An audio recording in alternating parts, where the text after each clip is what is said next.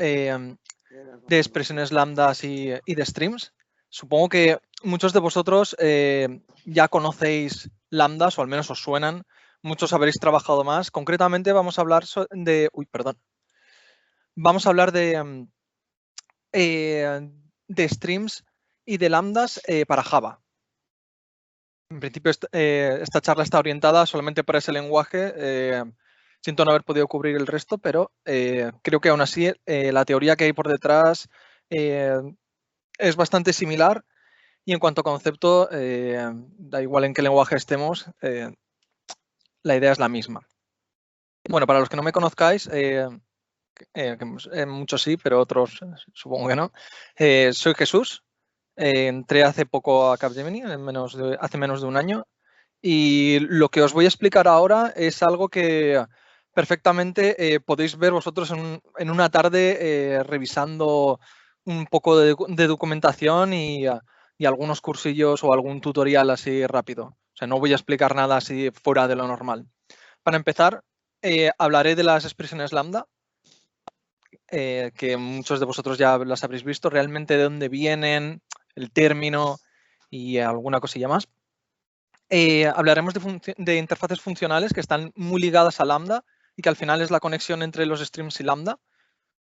Hablaremos un poco de las diferencias entre streams y colecciones, porque a veces puede parecer un poco confuso que hayan dos cosas que son muy semejantes en cuanto a funcionalidad, pero realmente no lo son.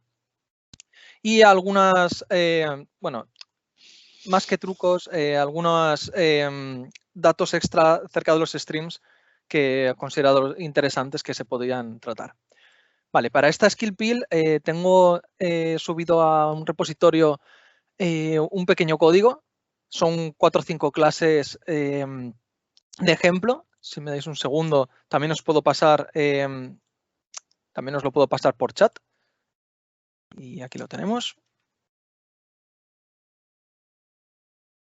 ¿Vale? Ese es el repositorio a descargar. Lo dicho, vienen 4 o 5 clases de ejemplo, nada complicado. Bien, empecemos con las expresiones lambda. Como concepto histórico, las lambda no son algo nuevo. Las lambda vienen ya prácticamente de la época de la máquina de Turing. Es un término matemático que el señor Alonso Church definió para poder realizar cualquier simulación de computación de cualquier máquina de Turing. Es decir, es una definición que abarca una funcionalidad muy extensa. Así simplemente como hecho curioso. Os estoy dejando por aquí abajo, no sé si lo veréis, abajo a la izquierda, unos links. Pasaré después esta presentación porque son referencias a bien sea a algún recurso que he mirado o a algún recurso que podéis echarle un ojo. Vale, entonces, si vamos directamente a definición de expresión lambda, la definición directa es que es un pequeño bloque de texto que tiene parámetros de entrada y salida. Hasta aquí todo bastante claro, lo que hemos visto, bueno, lo que hayáis visto por vuestra cuenta. Y al igual que los métodos, funcionan con estos parámetros, devuelven nuestro resultado y no necesitan ni siquiera un nombre. Pueden ser implementadas simplemente con un cuerpo. Vale, esta definición la he sacado de W3 Schools directamente, pero claro, viendo esta definición podemos resumir entonces las lambda, que realmente son una forma más rápida de escribir métodos. Y ya está, y más corta. Fin. Vale, pues no, esto no es así. Por detrás de las lambdas hay una funcionalidad mucho más extensa y no es tan sencillo, no es tan simple como escribir métodos de forma más corta, que al final lo solemos resumir en ello. Cogemos un método, cogemos una lambda y en una línea escribimos lo que podría hacer la funcionalidad de un método sin tener que hacer una declaración más extensa. Bueno, a modo de ejemplo, y si os habéis descargado el repositorio, podréis ver el código que sobre el cual se va a ir hablando durante esta sesión. Tenemos una clase de usuario. A grosso modo, solo tenemos strings para su nombre, identificador, teléfono, tenemos un local date para la fecha de nacimiento, bueno, y al final un montón de getters y setters para cada uno de los valores. para cumplir lo que llamamos encapsulación. Os dejo también un link porque aquí hay términos confusos y es interesante también verlo. Teniendo esta clase, vamos a trabajar sobre un array, bueno, realmente sobre una lista de estos usuarios. Entonces, la mejor forma una de las formas más sencillas que conocemos para recorrer una lista es tan sencillo como hacer un for. Y si queremos, por ejemplo, imprimir usuarios que estén entre un rango de edades, poner una condición con su getter y con su setter. Hasta aquí supongo que es todo sencillito. Por cierto, si tenéis cualquier duda, no dudéis en interrumpirme. Aunque he intentado que sea lo más sencillo posible. ¿Cuál es el problema de esto? Estamos mezclando cómo tenemos que recorrer esta lista y qué tenemos que hacer con cada elemento de la lista. Además, estamos diciendo, bueno, como se diría técnicamente, estamos diciendo de forma imperativa a la lista cómo se tiene que recorrer. Estamos diciendo sí o sí, oye, tienes que ir elemento por elemento de la forma que yo te diga, ya bien sea con un for, con un while, con un for con rango, como sea. Se lo estamos diciendo a nosotros. Entonces, aquí existe una necesidad que es separar el qué y el cómo. Para empezar, como lo que hemos dicho, el qué es que se refiere a las operaciones que queremos realizar con los datos. En el ejemplo que tenemos antes, filtrar los datos por edad. Perfecto. Y después, ¿cómo accedemos a los datos? Bueno, como acabo de explicar, viene siendo con qué bucle, cómo le decimos al iterador que tiene que ir paso a paso. Vamos a intentar separar estos dos conceptos. Vale, para empezar a separarlos, ¿vale? El cómo lo vamos a separar gracias a los streams y el qué lo vamos a intentar minimizar gracias a las expresiones lambda y a las interfaces funcionales. Pasando a interfaces funcionales. Vale, supongamos que ahora yo quiero separar esa funcionalidad que acabamos de ver, ese filtro, de mi bucle. Bueno, pues tenemos muchas alternativas y una bastante sencillita sería crearse una interfaz con un único método y podemos implementar ese método de la manera que nosotros queramos para filtrar dicha interfaz, filtrar dicha lista. En este caso, ahora hemos creado una función en la cual estamos recibiendo un objeto de esa interfaz. ¿Esto qué quiere decir? Que hay una implementación externa a este método que está diciendo qué tiene que hacer el método de la interfaz checkUser, o sea, el checkCondition, estamos definiéndolo en otro momento, fuera de esta función.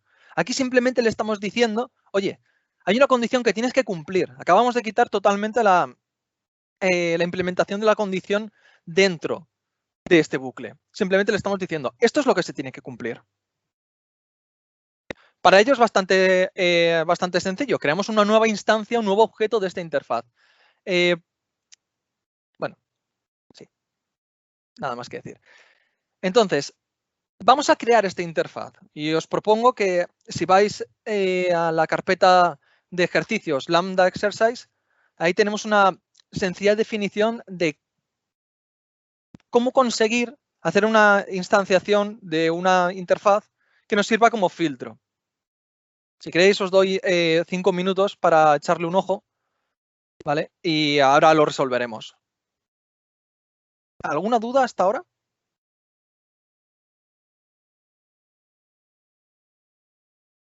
No. Si hablo demasiado, decírmelo también. Todo bien.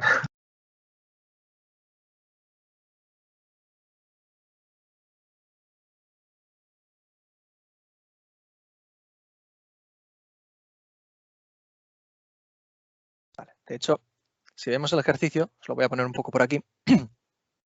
Aquí lo que hemos hecho ha sido, bueno, tenemos el código de antes. Hemos definido la interfaz que va a tener un método que va a recibir un usuario y devolver un booleano. Aquí estamos utilizando dentro del bucle dicha interfaz, pero en ningún momento la estamos instanciando. Es decir, cuando llamamos a esta función, al print users with age, le estamos diciendo que va a recibir un objeto checkUser, pero en ningún momento le estamos diciendo qué hace. Le estamos pasando un null como una casa. Efectivamente, pues no es un buen, no es una buena práctica, pero aquí es cuando tenemos que hacer esta instanciación de de la condición. Seguramente lo hayáis visto si habéis estado trabajando más con programación funcional.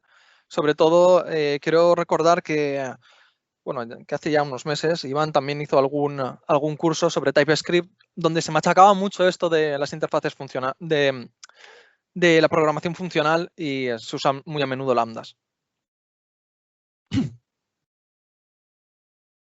¿Cómo lo veis? ¿Lo estáis haciendo? ¿Sale alguna duda?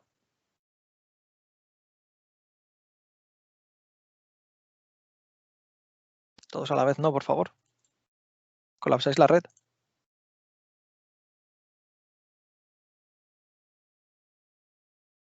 Ninguna duda, Jesús, gracias. Maravilloso.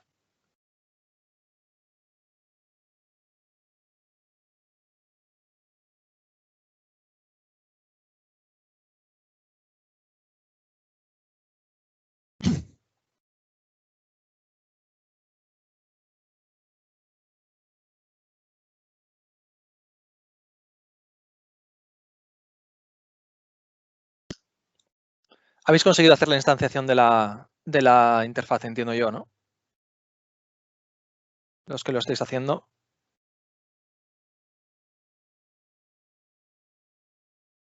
Feedback, por favor.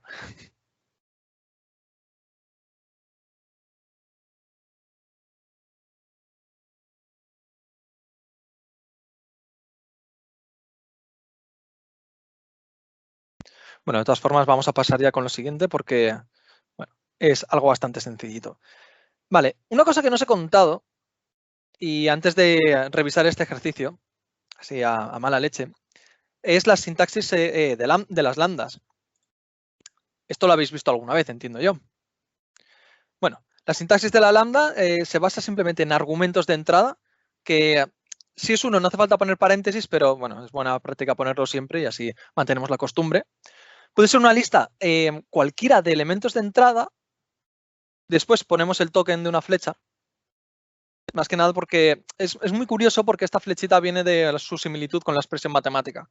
Si le echáis un vistazo, pues simplemente viene de ahí.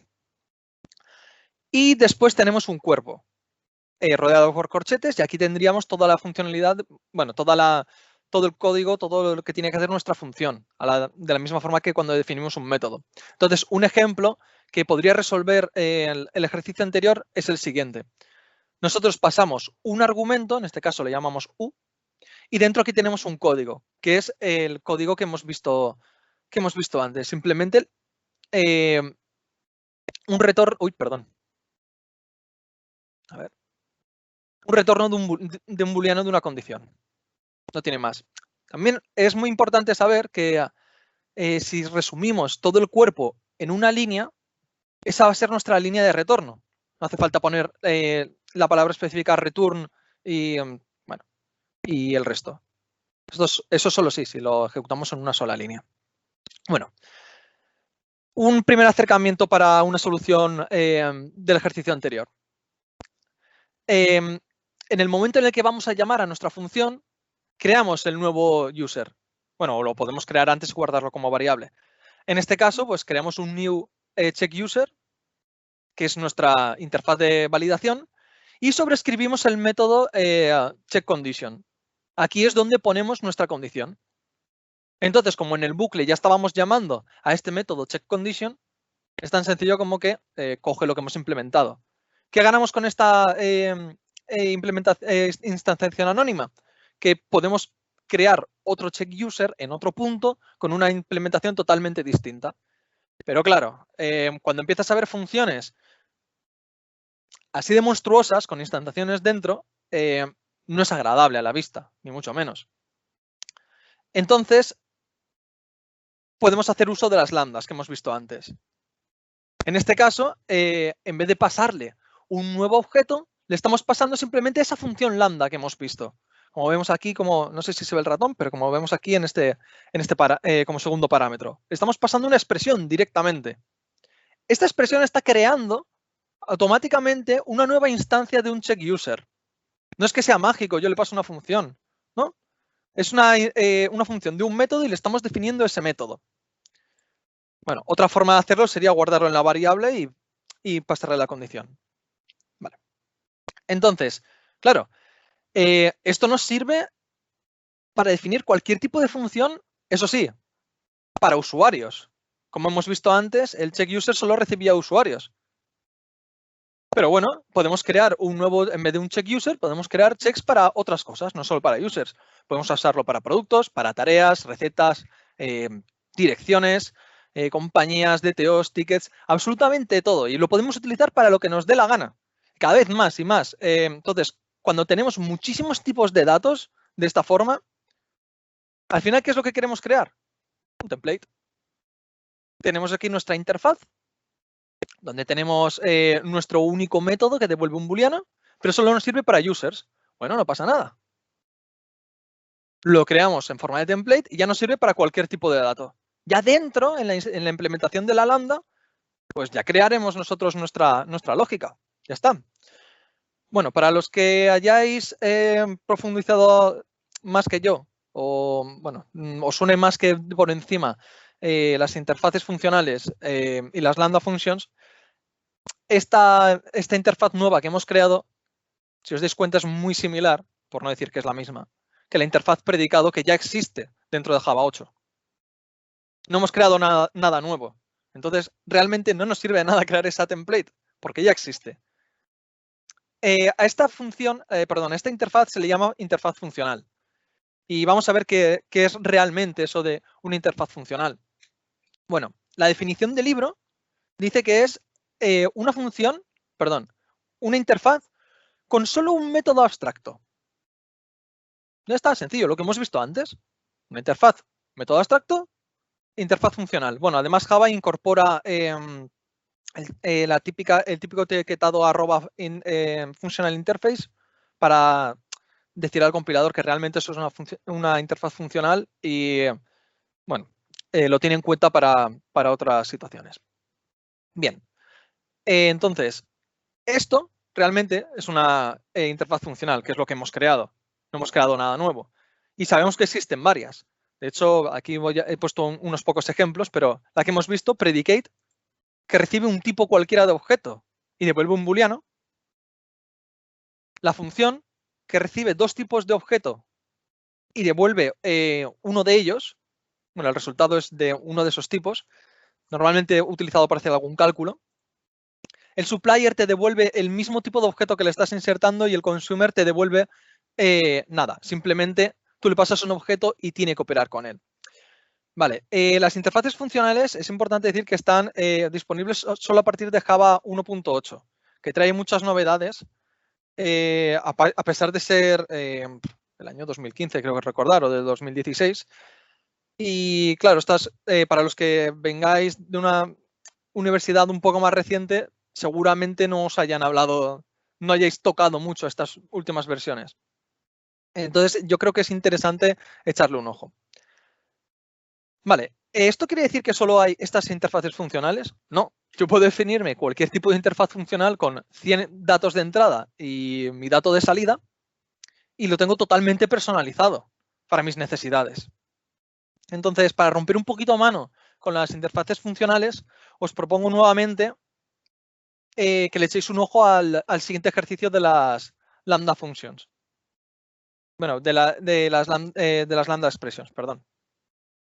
Vale, en este segundo ejercicio, muy similar al anterior, de hecho aquí está la solución del primero, os propongo, en vez de utilizar nuestra interfaz funcional, utilizar una que ya está creada por Java.8. Es decir, que en vez de utilizar un predicate, perdón, en vez de utilizar el checkUser, utilizar el predicate. Entonces, en este caso habría que cambiar no solo el objeto que se le va a pasar, sino el objeto que se tiene que recibir y, por supuesto, la función de dicho objeto. Os dejo 5 minutos para hacerlo. ¿Habéis tenido tiempo para el ejercicio anterior a todo esto? Sí, sí. Perfecto.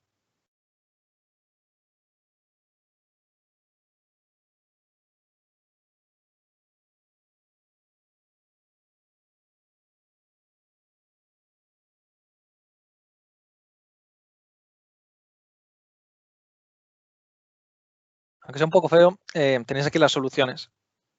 Que, bueno, no creo que haga falta mirarlas, pero si por curiosidad. No es que sea la mejor solución, simplemente es una solución que le he dado a este pequeño problemilla. Pero para contrastar, yo creo que puede ser una buena opción cuando lo tengáis, echarle un ojo.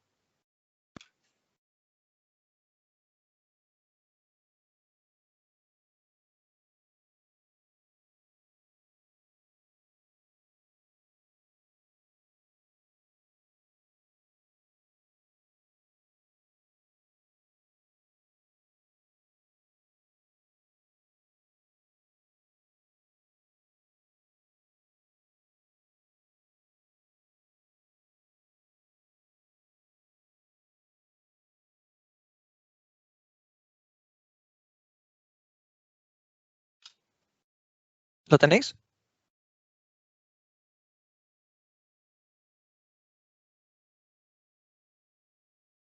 Por curiosidad, ¿alguien lo está haciendo?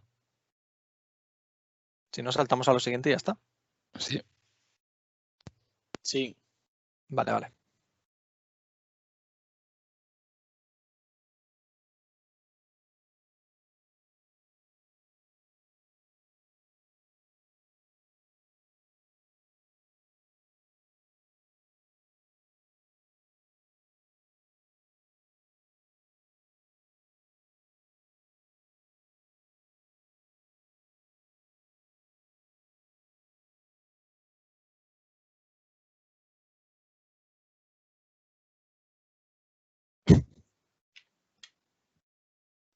Bueno, voy a resolverlo aquí también con vosotros. No sé si lo tengo en las slides, pero creo que es mejor verlo directamente en el código. Aquí directamente nos sobraría la interfaz, pues no vamos a utilizar este tipo de interfaz. Queremos utilizar un predicate. Aquí pondríamos el predicate. Por supuesto, habría que importarlo. Ahí lo tenemos. Y dentro de aquí del predicate, y dentro de la condición, llamaríamos a condition. Y bueno, predicate tiene como nombre de función test, no check condition. Cada interfaz funcional pues tiene sus nombres. Y ahora lo único que nos falta es definir aquí la condición, que de la misma forma que antes podemos decir para cada usuario, cógeme, perdón, una cosa que he olvidado es que el predicado va a recibir como parámetro un usuario. Ahora sí, para cada usuario, get age, por ejemplo, mayor a 30. No voy a escribir toda la condición. Y tan sencillo como esto, hemos pasado a tener una definición de interfaz, una creación de un objeto que implemente esa interfaz a simplemente utilizar una interfaz que ya existe, poner una lambda y sencillamente estamos operando gracias al cálculo que nos da esa lambda. Y por supuesto, esto se puede cambiar en cualquier momento o la próxima vez que llamemos a print users with condition, llamarlo con otra condición totalmente distinta, que no tenga que ver con la edad. Entonces, las lambdas nos dan esta flexibilidad gracias a las interfaces funcionales. Pero bueno, estoy hablando un poco demasiado y, oye, que todavía no hemos llegado a los streams. Y creo que es lo que más chicha tiene y lo voy a mirar lo vamos a ver bastante por encima. Pero al menos para afianzar algunos conceptos básicos de los streams. Una pregunta, ¿habéis tenido algún problema con el ejercicio? No, bien. Genial. Si no doy tiempo suficiente, decídmelo, No, que igual soy un poco impaciente. Vale, en cuanto a streams, es muy sencillo cuando no conocemos bien los streams confundirlos con colecciones. Pues al final estamos iterando sobre datos que nos vienen pues empaquetados o ordenaditos en una clase. Pero bueno, las principales diferencias entre colecciones y streams son las siguientes. Primero, la colección es una secuencia de elementos y streams también. Y aquí es donde entran todas las dudas. Si son lo mismo, normalmente no vemos como programadores a simple vista, no sé que hayamos trabajado bastante con ellos. Así, la primera vez que vemos los streams, los vemos bastante iguales a las colecciones. Pero no es así. Primero, las colecciones tienen que estar almacenadas en memoria. Tienen su principio, tienen su fin, la colección tiene su reserva de memoria, tiene sus datos y ahí están almacenaditos. Streams no, los streams se calculan según se va iterando. Nosotros podemos crear un stream de una colección, pero el stream no está almacenado en memoria física. Bueno, a ver, me refiero a que no nos está ocupando ese espacio de memoria fijo como las colecciones. Simplemente vamos realizando los cálculos según lo vamos iterando. Se calculan los datos según vamos iterando sobre ellos. No necesitamos todos los datos de golpe para ir recorriendo uno a uno. Los streams los gestionan uno a uno, poquito a poquito. Vale. Lo siguiente es, como las colecciones ya están en memoria, tú puedes hacer las colecciones todas las veces que quieras. Mientras no las borres, ahí están.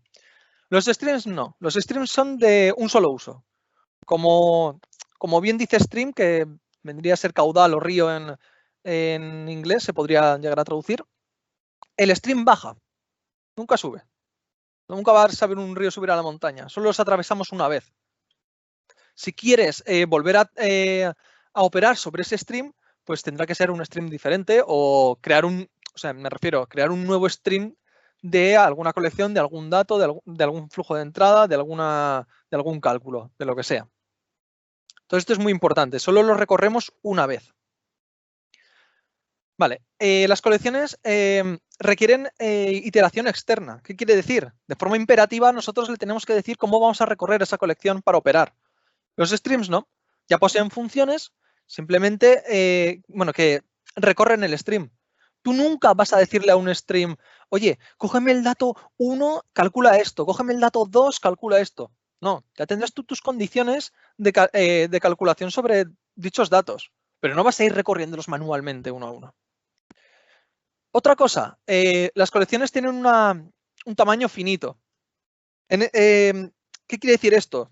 No quiere decir que, por ejemplo, una lista, que como todos conocemos, siempre puedes estar añadiendo valores. ¿Qué quiere decir esto? ¿Que es un tamaño infinito? No.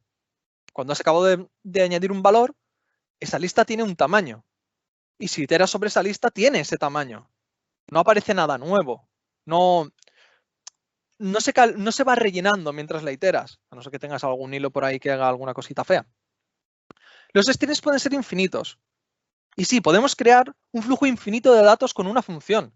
Si simplemente le decimos al stream, oye, los datos, quiero que me des los números del 1 hasta que yo te diga, del 1, 2, 3, en esa secuencia, el stream va a seguir dándote datos de forma indefinida. Sin ir más lejos, poniendo un ejemplo, en Twitter cada vez hay más y más y más mensajes y todo eso se puede gestionar con un stream. Los streams son abiertos, siempre que llega algo nuevo se puede operar a través de él, no hace falta que sea una estructura cerrada y según llegan los datos se pueden gestionar. Luego también os he añadido en el proyecto un ejemplo de una cola de streams dinámicos. Si nos da tiempo la podremos ver. Vale, entonces, ¿qué podemos hacer con streams? Lo primero, olvidarnos de cómo recorrerlos. No necesitas crear ningún bucle. Ya está totalmente, el que se encargó de hacer los streams, se encargó de hacerlo lo suficientemente optimizado como para que no nos preocupemos por ello. Siguiente, nos devuelven datos, pero no unos cualquiera. Podemos recoger los datos transformados en cualquier tipo de colección. Podemos convertir los datos de un stream a un mapa, a una lista, a un set, a lo que queramos. Con el colector adecuado e incluso, si rompemos un poco más de mano, personalizar colectors para crear estructuras de datos concretas. Lo cual esto lo hace bastante flexible. Poder transformar de una colección a otra en un momento. Bueno, yo solo conozco la forma de hacerlo mediante streams y es muy sencillito. Vale, y después, como bien hemos dicho, podemos procesar cantidades infinitas de elementos. Y lo más importante es que nosotros no modificamos los elementos originales. Simplemente cogemos datos de ellos. El objeto original, a no ser que lo sobreescribamos después, permanece intacto. Vale, ¿cómo funciona un stream? Primero, tenemos una fuente de datos. Normalmente, el ejemplo más sencillito es una colección que la transformas en un stream de datos con el método .stream. Esa fuente de datos va a pasar por un montón de operaciones intermedias, las que nosotros le definamos. Filtros, mapeos, más filtros, múltiples filtros, podemos ponerles un poco de todo, ordenaciones, bueno, hay una lista bastante extensa que os recomiendo que, si os interesa, que le echéis un ojo. Y al final siempre hay una terminal operation que se llama, que pone fin a toda esta pipeline de ejecución. Por así decirlo, podemos decir que la última operación es un hilo que tira de todas las demás. Una vez que se detecta que hay una operación terminal, ese objeto, ese objeto dentro del stream ha terminado de operarse y se pasa al siguiente. Al final vamos operando uno por uno. Vale, vamos a ver un poquito qué es esto de las operaciones intermedias, que es lo que más os sonará, lo que más habéis visto, seguro. Vale, tenemos operaciones como el filtro, que nos permite filtrar el propio stream para obtener un stream con el mismo tipo de objetos. Solo queremos descartar a la gente que esté, que tenga más de 20 años. Descartada. Tenemos una lista de usuarios de 20 años o menos. Mapas de objetos. Vale, nosotros tenemos una lista de usuarios, pero yo quiero una lista de las ciudades donde viven esos usuarios. Ya estamos pasando de tener una lista de usuarios a una lista de strings, en este caso. Pues el map nos permite esto. Le decimos qué objeto vamos a querer. Después tenemos funciones de ordenación, que funciona bastante similar a la ordenación que podríamos encontrar en SQL, al igual que el distinct. Limit nos limita la cantidad de datos que vamos a procesar y skip nos permite saltarnos algunos. Por ejemplo, podemos decir, cuando empecemos a recorrer el stream, sáltate los 10 primeros, que no quiero operar sobre ellos. ¿Por qué? Bueno, cada uno tendrá sus razones. Vale, y aparte tenemos un montón de operaciones terminales. No están todas, pero he puesto las que más se podrían usar. La más sencillita de todas es contar cuántos resultados tenemos, que efectivamente esto nos devuelve un entero. All match, any match y no match, como bien dicen, pues cumplen, valoran si todas cumplen una condición, si alguna de ellas o ninguna de ellas. De hecho, como podemos ver, all match y non match son opuestas. Otra muy utilizada es el collect. ¿Qué quiere decir? Que cuando ya tenemos filtrado el stream o ya hemos hecho todas las operaciones que hemos querido, podemos recogerlo como una nueva lista, como una nueva colección. Y aquí es cuando con un collector le especificamos de qué tipo. Puede ser del tipo lista, puede ser del tipo mapa, del tipo set. Y aparte, si le proporcionamos un comparator, tenemos la función max y min que devuelve uno de los objetos que cumple pues, con la condición de máximo o mínimo. Si tenemos una lista de números, es fácil saber cuál es el máximo, cuál es el mínimo. Si tenemos una lista de usuarios, tenemos que definirle un criterio a la hora de comparar. Podemos comparar por nombre, podemos comparar por ID, podemos comparar por edad, lo que queramos. Vamos a ver un ejemplo que estoy hablando demasiado. Una pregunta, for each también.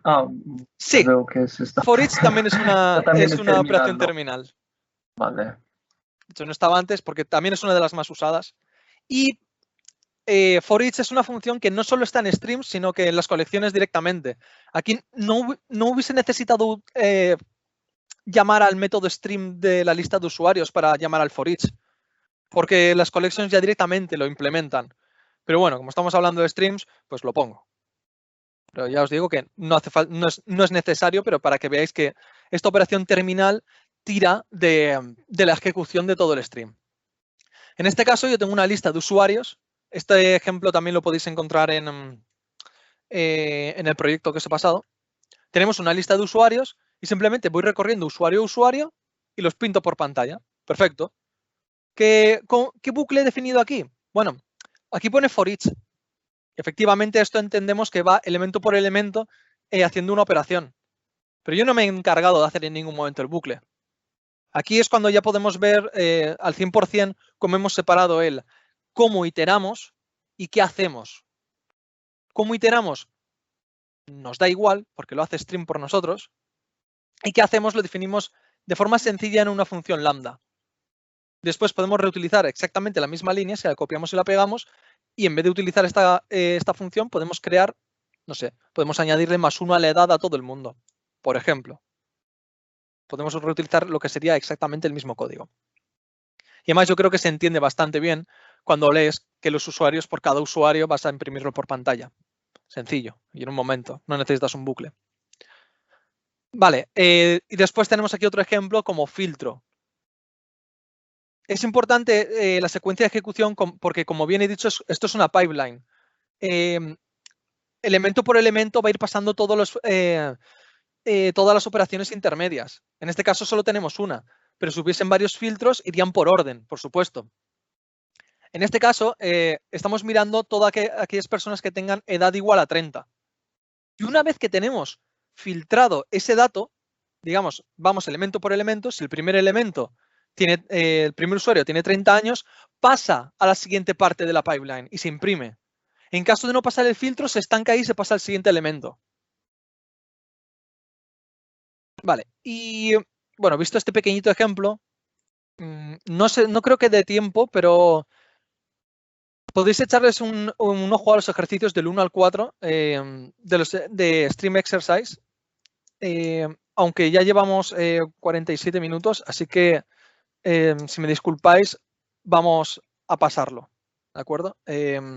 Las soluciones, de todas formas, las tenéis en la carpeta de soluciones. Porque era la siguiente parte, yo creo que es al final, la más interesante de toda la charla, que es que tenemos aparte la opción de utilizar optionals. ¿Qué son los optionals? También introducidos en Java 8. Son objetos que no pueden ser null. Pueden contener un valor vacío, pero en este caso nunca vamos a... La idea es no tener nunca un null pointer exception. Obtenemos un objeto del tipo optional que puede tener un null dentro o no. Pero el objeto nunca va a ser null. Entonces, para acceder a los valores de los optionals, por ejemplo, imaginemos que queremos sacar la persona más vieja dentro de una lista. Bueno, pues tenemos el stream. Nuevamente, una operación intermedia, en este caso estamos utilizando, perdón, una operación terminal directamente, que estamos utilizando el max, y definimos un comparador en concreto. Decimos, fíltrame por edad. Vale, esto puede sonar un poco raro, pero bueno, aquí estoy llamando directamente al método. No le estoy diciendo realmente que tenga que tiene, bueno, que para el usuario U tiene que coger la edad que tenga. No, directamente, como solo estamos recibiendo aquí un usuario, podemos directamente decirle, oye, ejecútame este método y ya está. Bueno, es otra forma de ver la sintaxis. No tiene más. Bueno, en este caso estamos imprimiendo el usuario más viejo. Perfecto. Entonces, una vez que tengo, perdón, si aquí utilizase cualquier otra función con el usuario más viejo, por ejemplo, el desuser.toString, el desuser.getName o cualquier función interna de este objeto, y por algún casual no se hubiese encontrado un máximo, ya bien sea porque la lista está vacía o no, perdonad, aquí saltaría un null pointer exception como una casa. Y esto nunca lo vamos a querer. Aquí entran los optionals. De hecho, esta línea que tenemos aquí arriba da un error a la hora de compilar. Porque Max nunca devuelve un usuario. Siempre va a devolver un optional. Del tipo que sea el stream.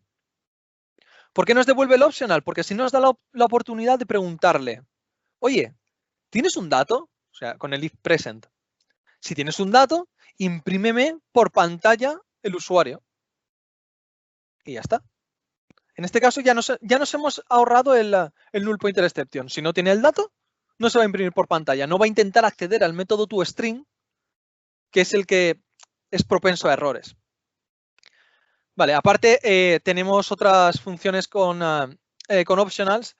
A la hora de recoger un dato, si no existe, podemos decirle que recoja un dato en concreto, o si no existe, podemos decirle que mande una excepción.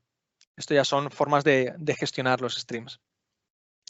Y más cosillas sobre los streams. He hablado sobre streams infinitos. tenéis un stream infinito en com skill pills streams, donde está dynamic stream. Ahora veremos un ejemplo del mismo, que para eso creo que sí que da tiempo. Vale. Venimos aquí, skill pill streams. Bueno, viendo un simple stream, podríamos perfectamente recorrer, bueno, filtrar una lista, como vemos aquí, para cada elemento. Muéstramelo por pantalla o filtramelo y muéstramelo por pantalla. Si veis aquí, he ido encadenando. Pero, ¿qué es esto de un stream dinámico?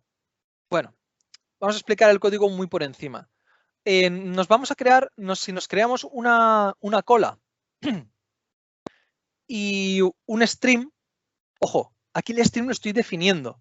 No estoy cogiendo un stream de una colección. Y como veis, los streams no hace falta que ya existan. Puedo emplear yo una lógica para obtenerlo. ¿Cómo obtengo el stream? En este caso le estamos diciendo que cada vez que accedamos al stream se genere un nuevo valor. ¿Cómo vamos a obtener ese valor? Pues en este caso lo sacamos de la cola. Aparte he creado aquí una función que es un hilo que va añadiendo valores a la cola.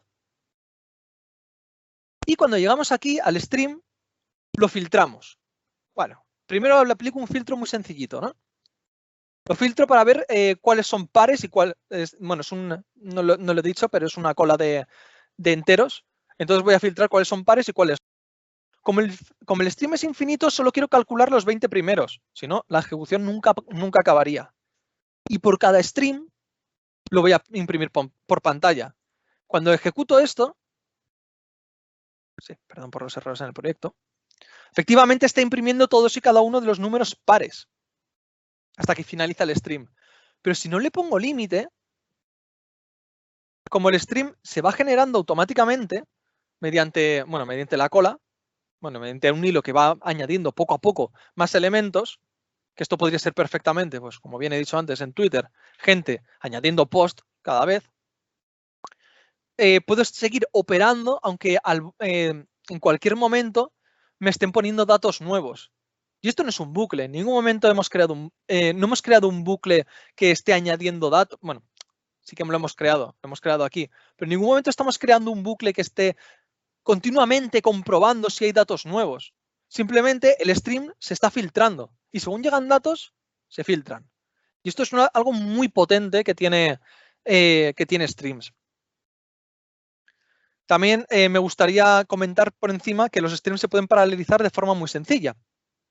Simplemente utilizando la función en vez de stream, parallel stream, obtenemos, internamente ya hay gestión de hilos que nos paralelizan toda una búsqueda. Esto puede ser bueno y malo. Si hay lógica muy sencilla, no tiene sentido paralelizar nada. De hecho, incluso es igual de costoso o más. Pero si el cálculo es complejo y tiene tareas que se pueden segmentar, automáticamente lo hará y los hilos harán que la ejecución sea muy, muy rápida. Bueno, ¿qué sacamos como conclusiones de toda esta charla un poco tediosa que os he dado? Bien, separando la lógica de cómo iteramos sobre un montón de datos y la lógica que queremos aplicar sobre esos datos, vamos a mejorar siempre la legibilidad de nuestro código. No hay bucles de por medio, no hay operaciones, no hay condiciones que estén acotando cuántos elementos tengo que recorrer. No, más sencillo. Si quiero acotar elementos, puedo utilizar un string con limits. La misma palabra limit ya nos indica cuántos elementos vamos a recorrer. Vale, aparte, las funciones lambda nos ayudan a hacer las instanciaciones anónimas de forma muy rápida. Y además podemos definir con ellas interfaces funcionales. Implementar. Lo cual es bastante potente, según hemos visto, porque en cualquier momento yo puedo definir una nueva función y guardarla, almacenarla como una variable, como un nuevo objeto. Vale, los streams además también son mucho más poderosos que, que las colecciones. Más sencillos de usar. No los hemos aprendido en la universidad, no los hemos aprendido en ningún módulo, al menos por la experiencia que tengo, no. Igual no nos hemos dedicado todo el tiempo necesario a echarle un ojo a cómo funcionan. Pero insisto, echarle invertir un par de horas, un día, en realmente ver cómo es la sintaxis, no solo va a mejorar el código que estéis haciendo, sino que va a ser mucho más fácil de mantener porque, bueno, no habrán sorpresas en los bucles.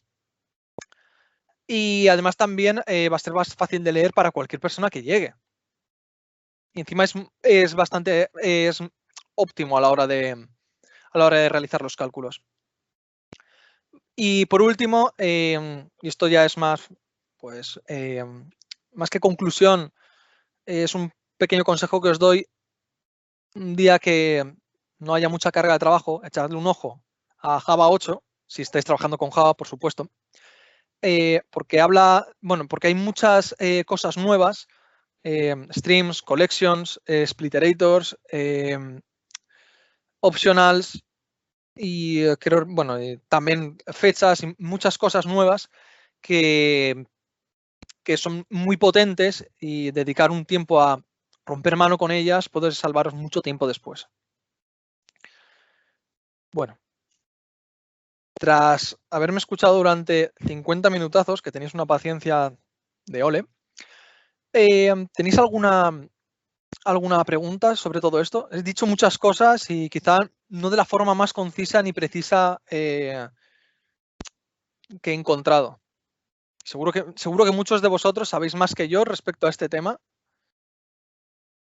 Sí, Darío, llamo nuevo a algo que salió en, mira, 2014, pensaba que era de 2015. Sí, esto lleva 6 años, perdón, sí, unos 6 años implementado hoy en Java.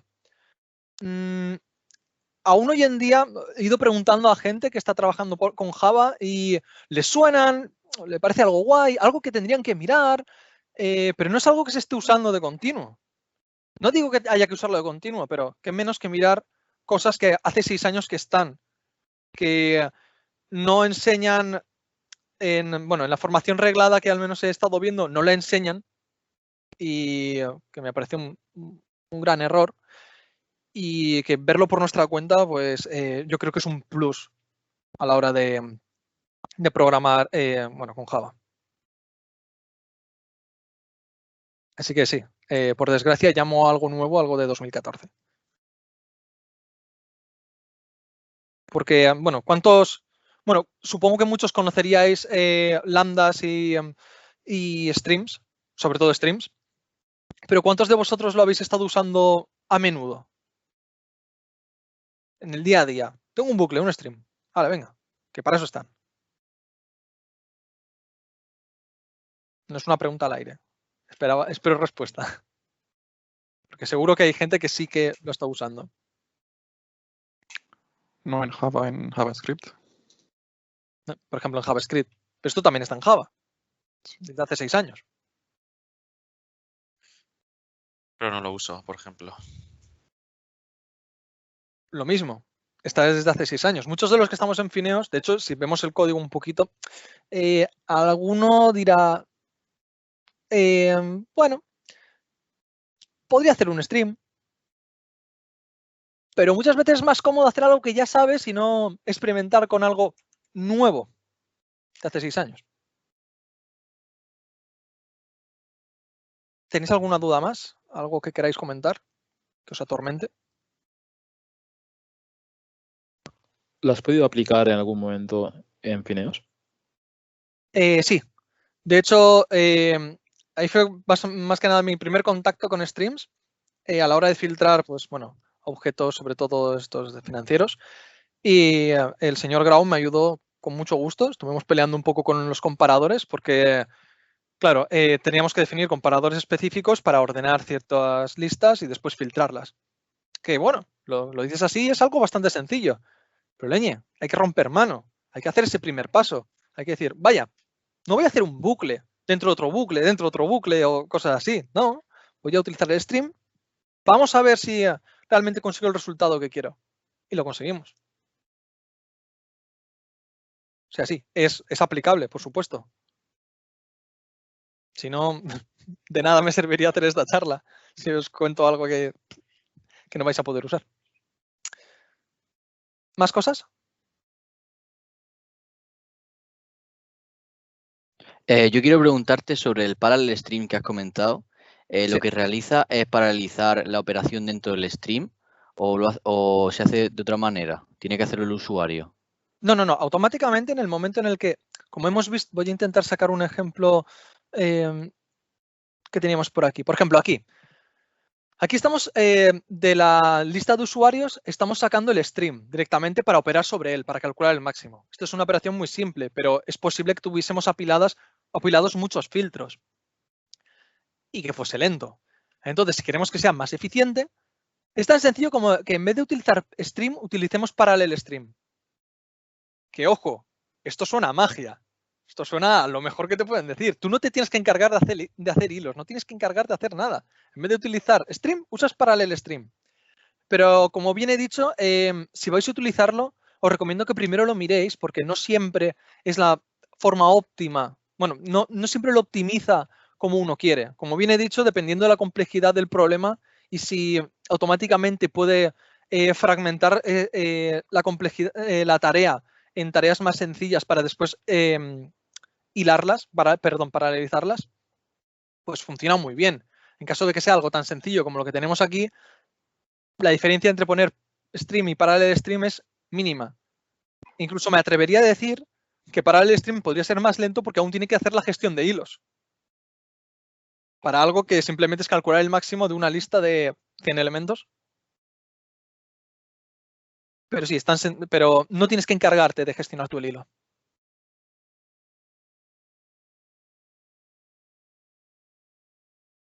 Más cosas.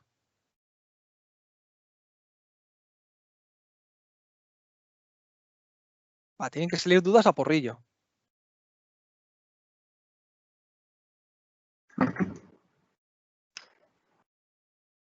¿No? ¿Ninguna más? Bueno. Como bien he dicho, he hablado un montón. Ha sido más teórico que práctico. Insisto que echadle un ojo. He preparado algunos ejercicios muy sencillitos, lo dicho, para romper mano.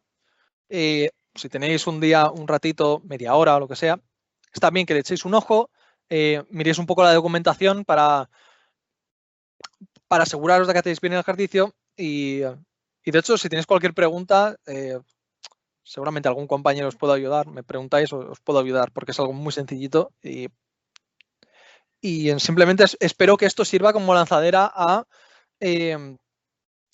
seguir utilizando este tipo de objetos que, por supuesto, hace ya 6 años que están.